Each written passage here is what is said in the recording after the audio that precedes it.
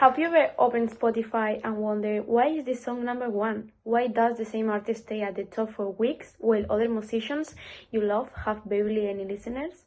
Today we're going to ask a simple but important question.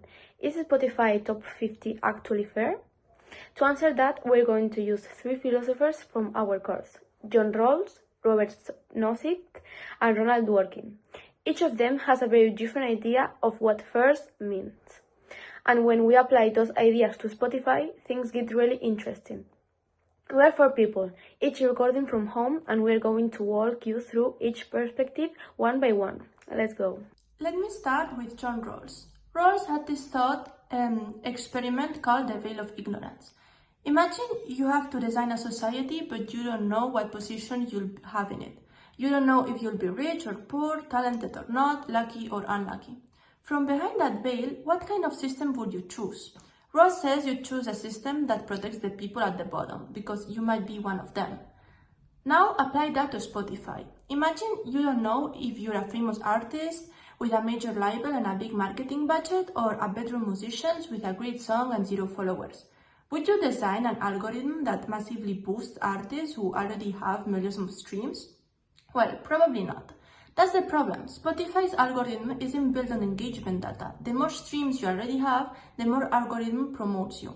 Artists who start with more resources get more visibility, and artists who start with less stay invisible. Rawls would say this system is unfair, not because everyone ends up equal, but because the starting conditions aren't equal. A fair algorithm for Rawls would give independent and new artists a real chance to be heard. Okay, so Rawls thinks the system is unfair, but not everyone agrees. Let me give you two very different responses. First, Robert Nozick. Nozick was a libertarian philosopher. He believed that as long as a process is free and voluntary, the result is fair, even it's unequal. Think about it this way. Nobody is forcing you to stream Bad Bunny. You choose what you listen to, and millions of people around the world are making that same free choice. If the result is that Bad Bunny is number one, that's not unfair. That's democracy in action. Nozick would also say these artists have worked hard. They have invested time, money, effort. Taking away their ability to give it to someone else is a violation of what they have earned. It's not the state's or Spotify's job to redistribute success. But here, where it gets more necessary. Enter Ronald Dworkin.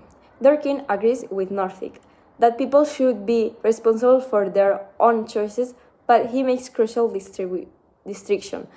There is a difference between inequality that comes from your choices and inequality that comes from your circumstances. A musician who grew up with resources, professional contacts, and a record deal didn't choose those advantages. They just got lucky. A musician who grew up with nothing and records in their bedroom didn't choose that either. Dworkin will say, if two artists have the same talent and work the same amount, but one has structural advantages, the other doesn't. The algorithm is not measuring merit, it's measuring luck, and a fair system should try to correct for that. So it's Spotify top 50 fair?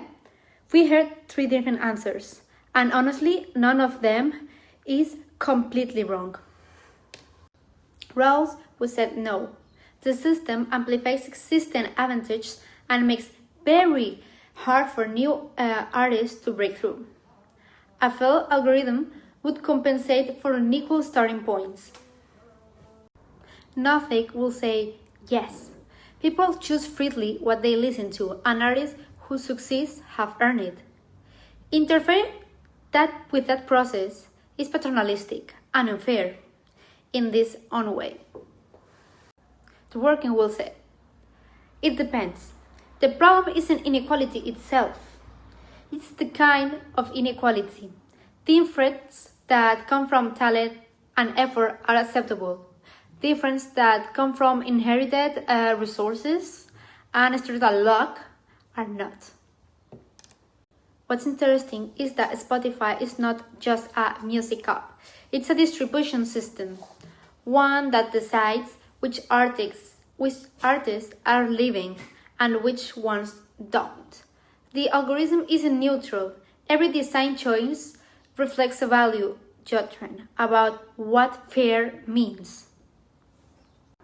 And that's exactly what we've been studying in this course. Who gets what and why? Whether it's wealth, healthcare, education, or streams on Spotify. Distributed justice is everywhere. The next time you open Spotify, think about, does the top 50 should show you the best music or just the music with the best starting conditions?